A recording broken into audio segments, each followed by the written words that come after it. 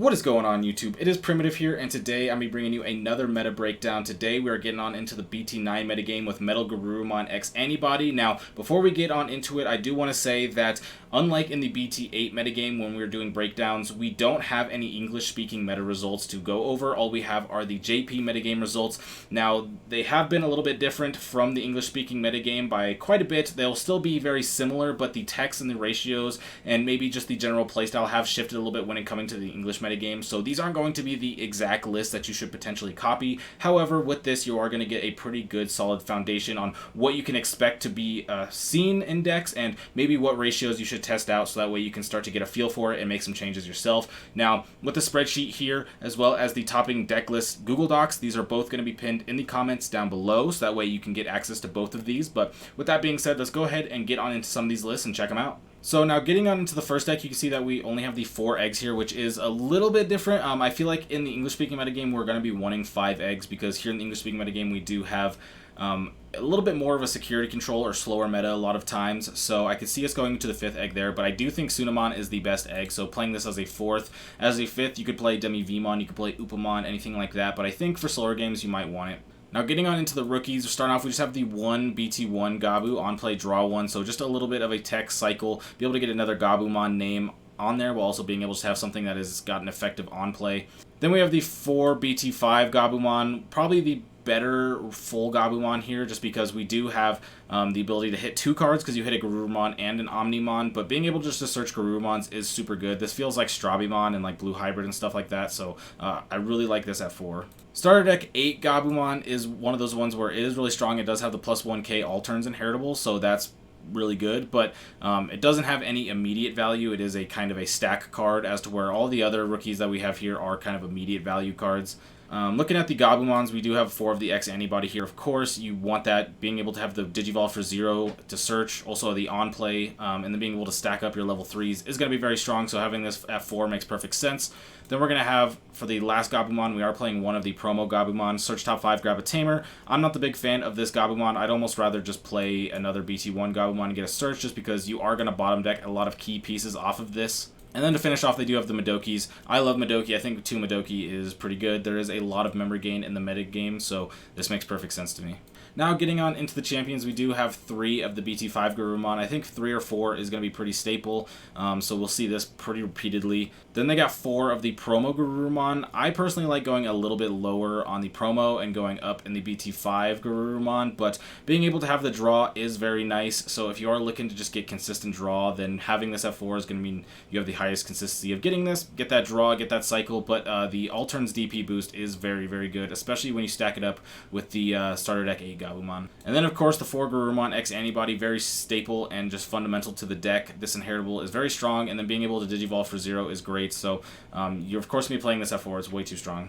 Now, getting on into the ultimates, we have 4 of the promo Garurumon. I imagine every deck is going to play this at 4. It's kind of what really makes the deck paired with this Garurumon X Antibody, being able to, you know, swing for extra checks while also being able to keep yourself alive from battle here. Then we have 4 War Garurumon X Antibody. I think this is probably correct. We could see some lists going down because there is the War Garurumon Sagittarius mode, and you can Digivolve this on top of War Garurumon as well. So this is something that could shift a little bit. I'm a big fan of just playing 4 and 4 here. I'm not super sold on the Sagittarius mode yet, but it is an okay card. We will see some decks teching it in, and this one has it at 1. Now into the Megas, we got 2 EX1 MetalGarurumon. There will be pretty popular, the EX1 MetalGarurumon, with some splash of other metals in there as well, but I really think this is going to be the most staple. Just being able to go into your Mega for so cheap, and then being able to get up into your X Antibody for super cheap as well is going to be very nice. Then we got 3 of the X Antibody. I like 3 over 4 as well, just because it does get a little bit clunky. You don't really need to play 4 of these.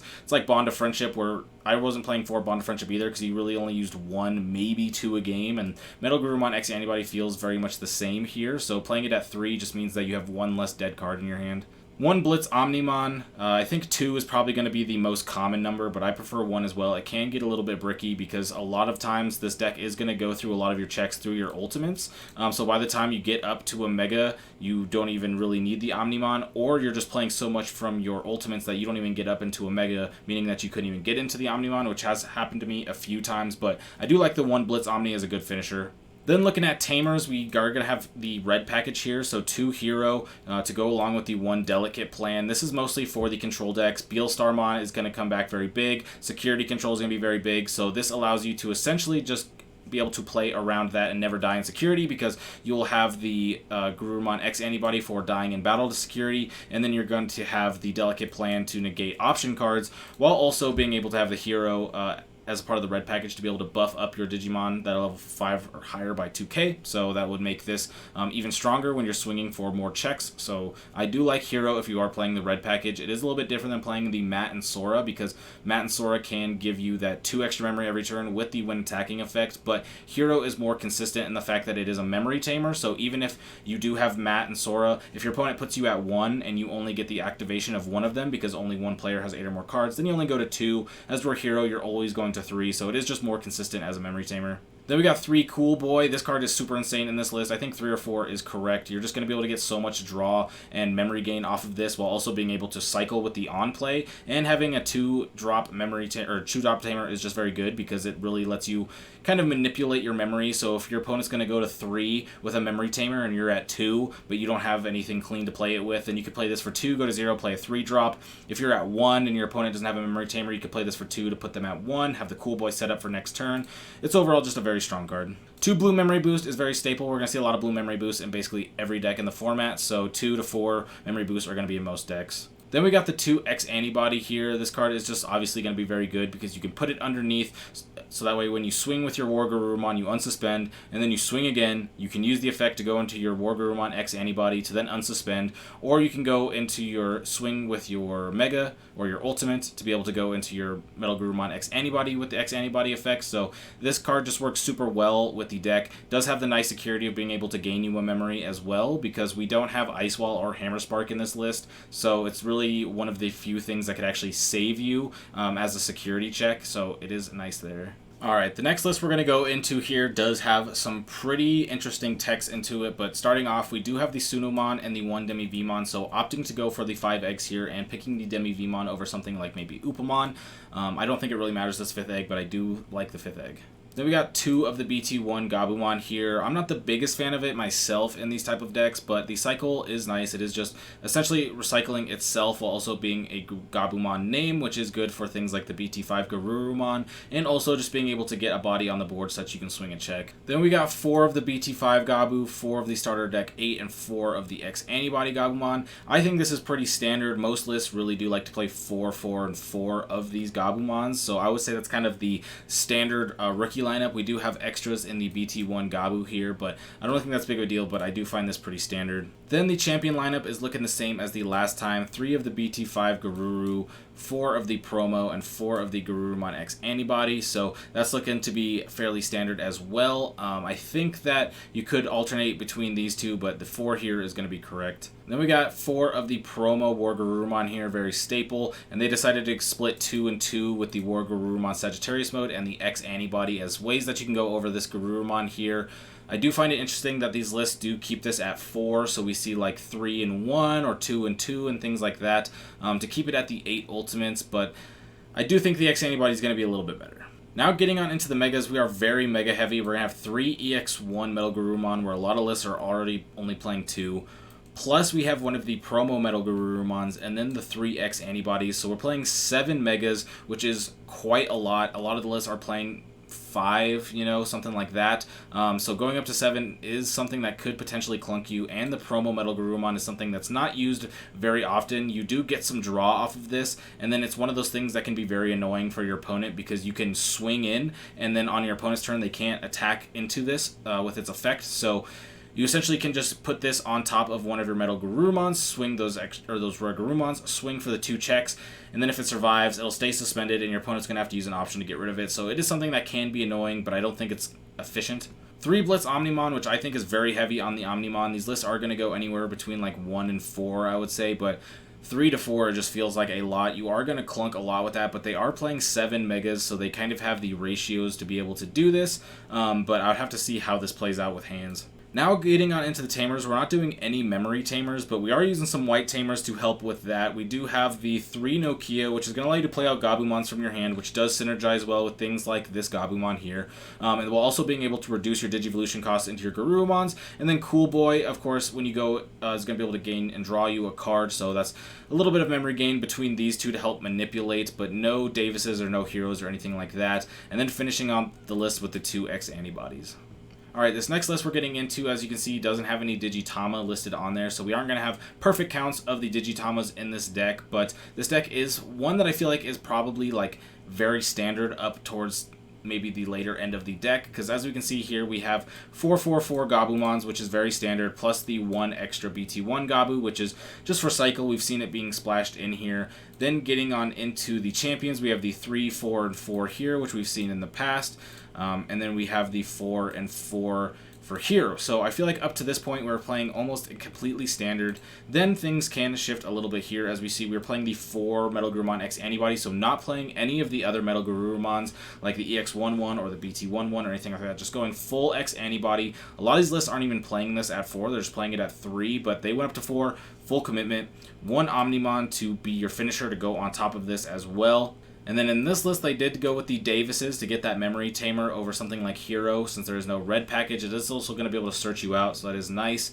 And then the 2 Cool Boy, which is also fairly standard from what we've seen, just the ability to be able to, you know, gain the memory and draw it when you're essentially just playing the deck. You're going to want to go into your Gabumon X Antibody, your Garurumon X Antibody, and so forth, no matter what. So being able to get the draw and the memory off of this with the cycle is just very key.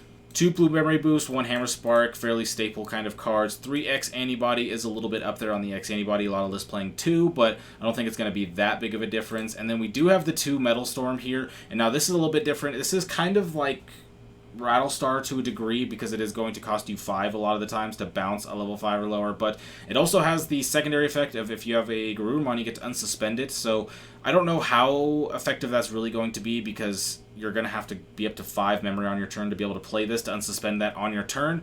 So this is going to be more so something that you pass turn with to be able to, you know, then unsuspend your suspended Digimon so they're not suspended on your opponent's turn, or it's something that comes out of security, activate the main effect, and then you can unsuspend your Garurumon. But unless you have a bunch of memory, I doubt you're really going to be able to go like swing, unsuspend, swing, and then use this to unsuspend again.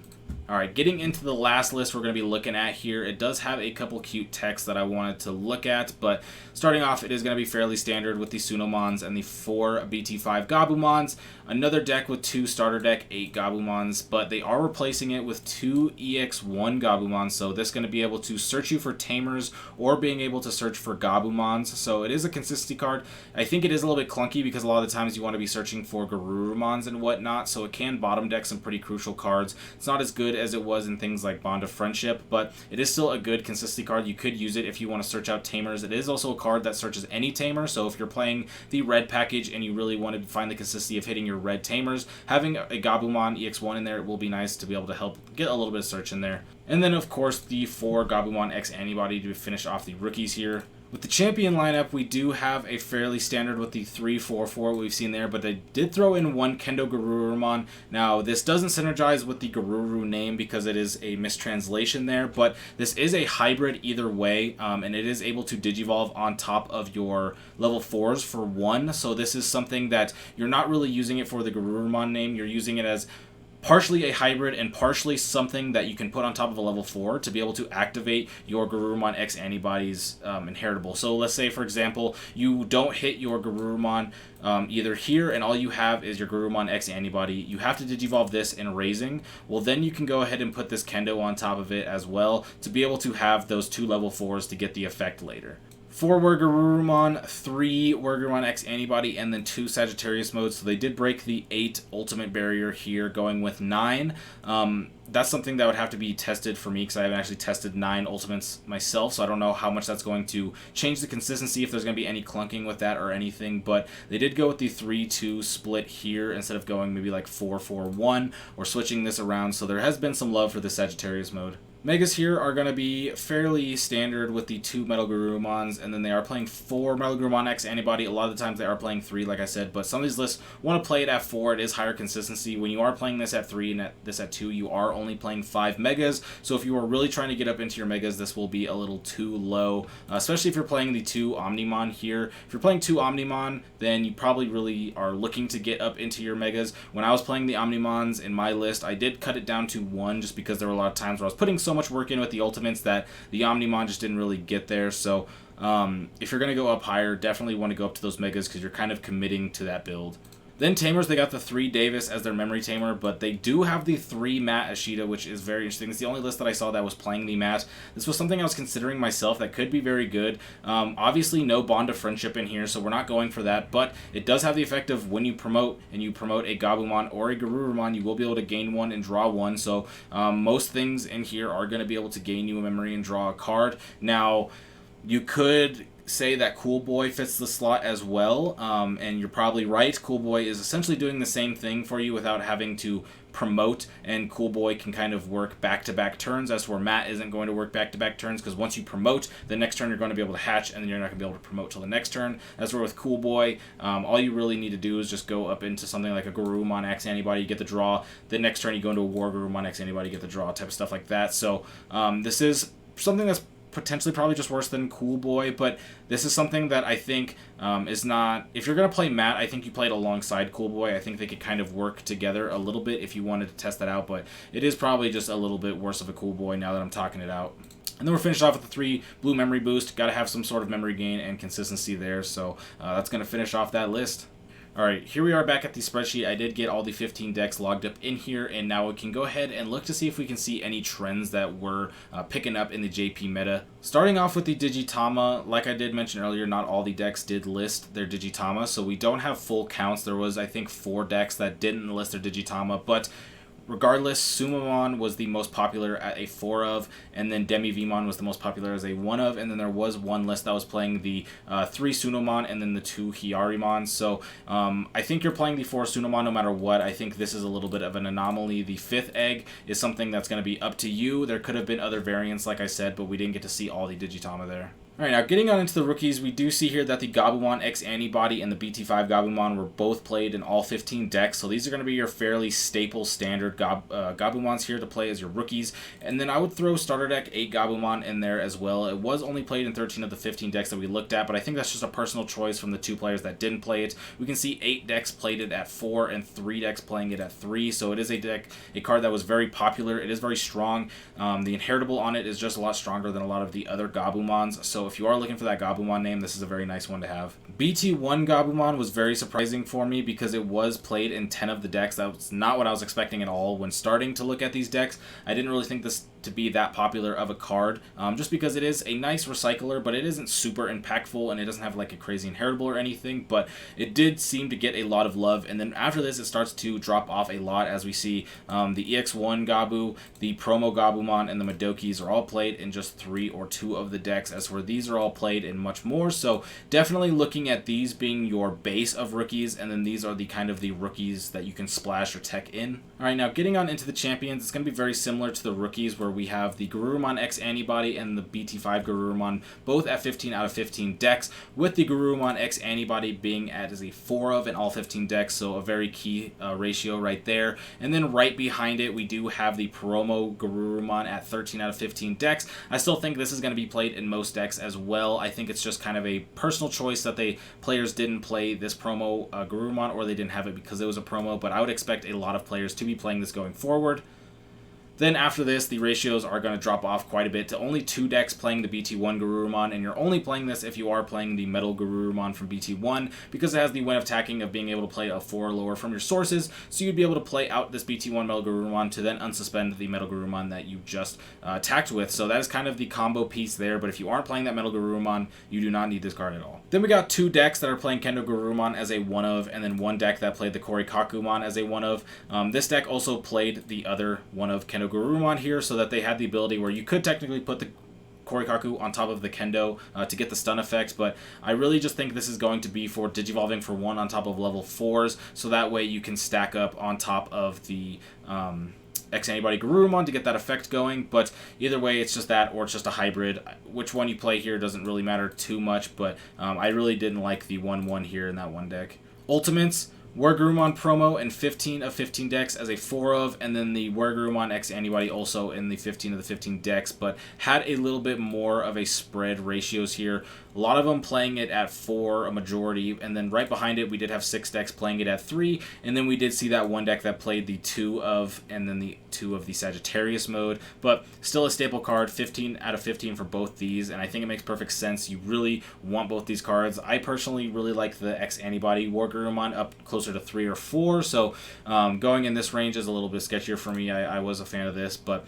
either way, the Sagittarius mode not too far behind it with 10 being played. Perfect split here with 5 decks playing it as a 2 of and 5 decks playing it as a 1 of, so it's a very techable card. You could play it as a 1 of, just a little tech to have an extra ultimate if you want to do that, or you could go up a little bit higher if you aren't liking the Garurumon X Antibody as much or anything like that, but I still like this. And then there was one deck playing the Garurumon EX1, which has when digivolving you get to draw a card, and then the inheritables when attacking and you unsuspend gain a memory once per turn. I don't think it's that great. I think it was just a nice little tech that people were trying out. You can get good success with a 1 of tech, even if it's not the most optimal, but I don't think we're going to see this really played going forward. It's not that impactful.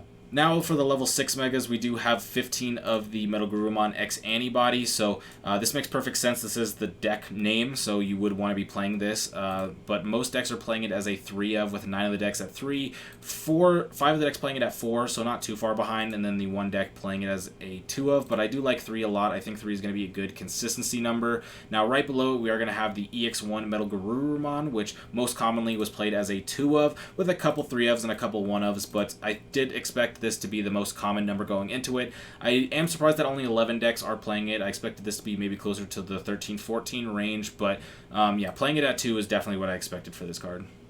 Then we got 2 of the BT1 MetalGarurumon. Like I said, if you were wanting to play this deck, you'd want to be playing the BT1 Garurumon as well to synergize with it. We only saw 2 builds that looked like this. I don't think it is a bad deck. I don't know if it's the most optimal way to play it, though, so I think that makes sense why it's not used as much. Then we got 1 of the promo MetalGarurumon. I talked earlier in the video how I think it can be potentially cute, but I don't think it's anything that's going to be staple or people are going to pick up on too much. Now getting into our level 7s, we only had the BT5 Blitz Omnimon, 13 of the decks playing it. Most common ratio was as a 1 of, but with right behind it, 5 decks playing it as a 2 of, and then a couple decks playing it at 3 of, so really up there on the Omnimon count. But yeah, I think the 1 of Omnimon does make a lot of sense. It is just kind of a tech finisher, just like how sometimes you tech in a hybrid. Omnimon is just going to be able to go in there from a different angle. Now getting on to the Tamers, we'll start off, we do have 11 decks playing Cool Boy. Most common ratio is going to be 3, which is also what I kind of expected. 4 of a Tamer a lot of the times is pretty clunky unless it's key to the deck. So 2 or 3 is usually where these type of Tamers are going to end up. So 3 being the most common, not too far behind it, 4 decks are playing it as a 2 of, but yeah, Cool Boy is definitely cool. Then we got Davis as our #1 memory tamer here, most common as a 2 of, 1 deck as a 1 of, and a couple of 3 ofs behind it. But yeah, I don't think Davis really needs to be played as a 3 of in this metagame. From my testing, I actually am on 2 memory tamers myself, so it is interesting how a lot of decks do line up with those ratios as well. But yeah, Davis is very strong. Matt Ashita and Sora as a 3 of, I'm not going to lie, I expected this to be much higher, if I'm going to be completely honest. I thought way more decks were going to be playing this. I definitely thought this was going to be a card that was going to be in the double digit for total count, but only 3 decks playing it, so I think this card was definitely being slept on a little bit in the JP metagame. And then also as a 3 of, right behind it, we have Hero with 3 decks playing it as a 2 of. These are going to be for the red package, playing the things like the Delicate Plan and whatnot, so just another memory tamer as a substitute for Davis, while also being able to give you that red source.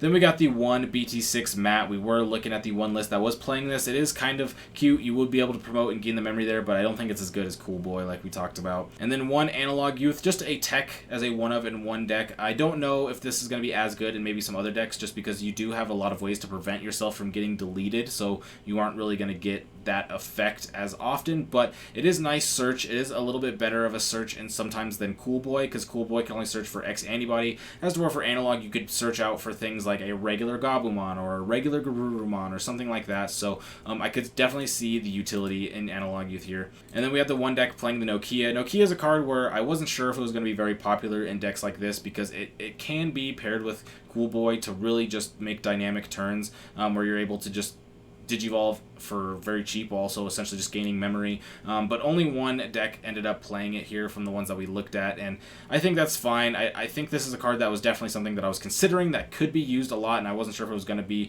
and it was something that was either going to be used very frequently or really not at all, and ended up in the not at all territory. Now, finishing up, we do have the options. We have the X Antibody, of course, played in 13 of the decks, most commonly as a 2-of. You want this card to be able to swing and get up into your WarGarurumon X Antibody or your MetalGarurumon X Antibody, so playing this is nice. Also, a lot of the decks that can play X Antibody probably will, just because Blue Hybrid, if you're not playing Blue Hybrid is going to farm you. People think Blue Hybrid's going to die.